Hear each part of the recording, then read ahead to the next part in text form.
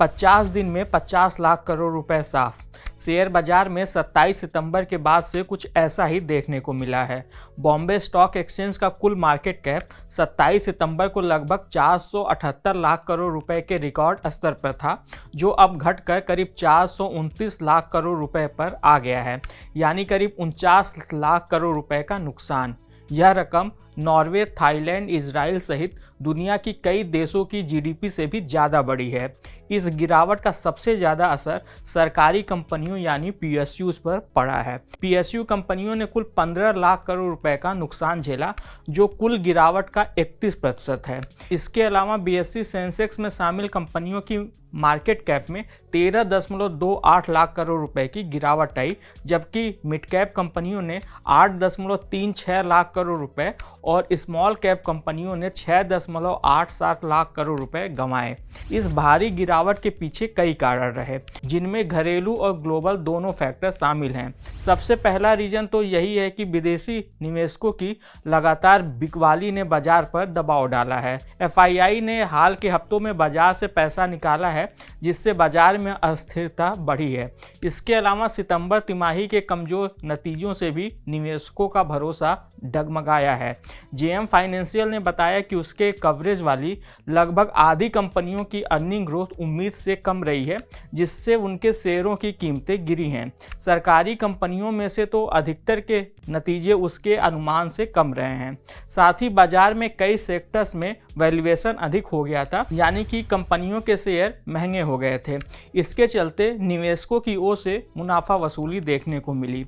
Global स्तर पर बात करें तो रूस यूक्रेन जंग और इजराइल हमास विवाद जैसे भू राजनीतिक तनाव भी बाजार पर भारी पड़े।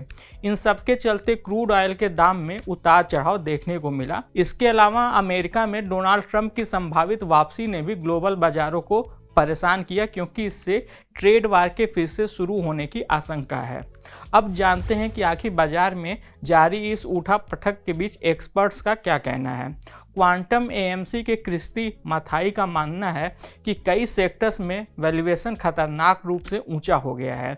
उन्होंने कहा कि वे करीब 16-17% की नकदी पर बैठे हुए हैं और अगर बाजार में आगे और गिरावट आती है तो उनके पास निवेश के लिए कैश तैयार है।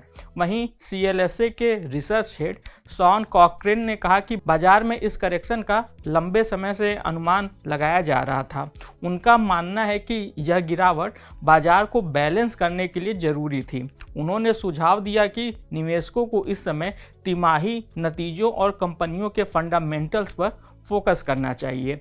एक्सपर्ट्स का यह भी कहना है कि निवेशकों को बाजार में इस उतार चढ़ाव से घबराने की कोई ज़रूरत नहीं है और इसकी जगह लॉन्ग टर्म पर फोकस करना चाहिए।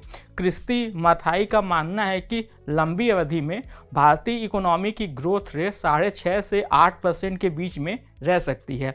अगर आप अपने निवेश को लंबे समय तक बनाए रखते हैं और उसे सही जगह पर लगाते हैं तो आपको 14 से 15% तक का सालाना रिटर्न बाजार से मिल सकता है। इसके लिए सबसे अच्छा तरीका है कि आप एसआईपी यानी कि सिस्टमेटिक इन्वेस्टमेंट प्लान के जरिए निवेश करते रहें। बाजार की अस्थिरता के बावजूद एसआईपी एक अच्छा निवेश विकल्प है, जो आपको समय के साथ बेहतर रिटर्न दे सकता है। आज के इस खास वीडियो में बस इतना ही। आपको यह जानकारी कैसी लगी हमें कमेंट कर जरूर बताइएगा। बिजनेस और स्टॉक मार्केट से जुड़ी ऐसी खबरों के लिए आप हमारी मनी कंट्रोल हिंदी की वेबसाइट को विजिट कर सकते हैं। इसके अलावा आप हमें यूट्यूब, फेसबुक, इंस्टाग्राम और एक्स यानी कि ट्विटर पर भी फॉलो कर सकते हैं। Thank you.